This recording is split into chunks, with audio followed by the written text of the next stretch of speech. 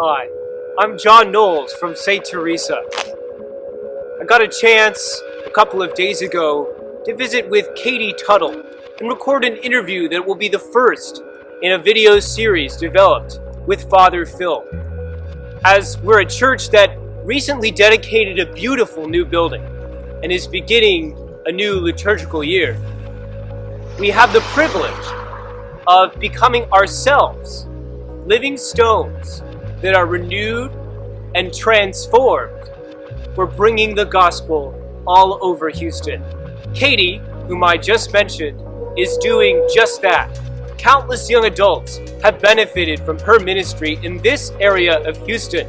Her winsome personality, her total dedication to Christ are something that can inspire us in this new church year. So here, in her own words, I give you Katie Tuttle.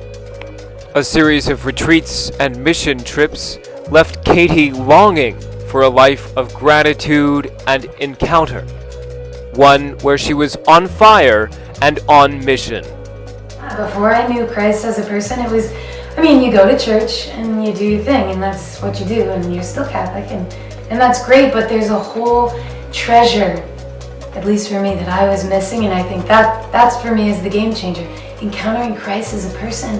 When I understood that He cares about my studies and my relationships, my friendships, my families, my difficulties, my excitements, everything changed, because it's not so easy to just do something for the church, an institution, so to speak, but what a difference to do something for a real person who loves you, who knows you, who cares about you. Sounds a little bit like marriage. Absolutely.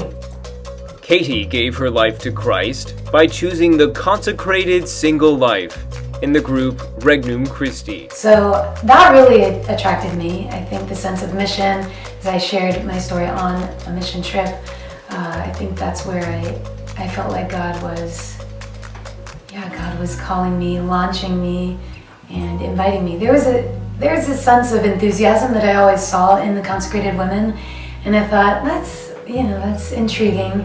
They were enthusiastic, energetic, very joyful, and the way they spoke about Christ as their best friend, as their spouse, as someone you could talk to, just as we're having a conversation here, it really attracted me. It really stood out to me. So, were you having conversations with Him, Christ, at that point, just before entrance?